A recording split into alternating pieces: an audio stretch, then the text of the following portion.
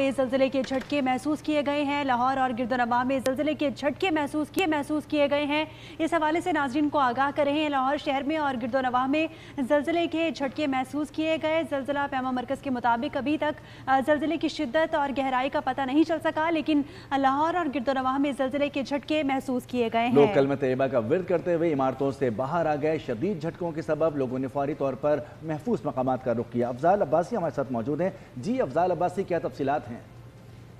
जी बिल्कुल, लाहौर और गिरदोनवाह में जो है वो ज़लज़ले के झटके महसूस किए गए हैं। शदीद तरीन ये ज़लज़ले के झटके थे जो महसूस किए गए।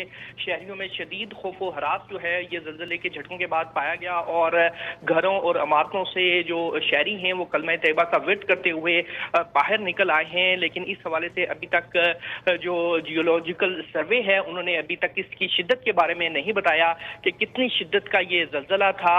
लेकिन शहरियों में ज़लज़ले के झटकों के बाद काफ़ी जो है वो खौफ व हरास पाया जा रहा है। शहरी जो हैं वो कलमा तैयबा का विर्द करते हुए घरों से बाहर निकल आए हैं। अफजाल, ये बताया किसी किस्म की कोई नुकसान की इत्तलात भी हैं क्या?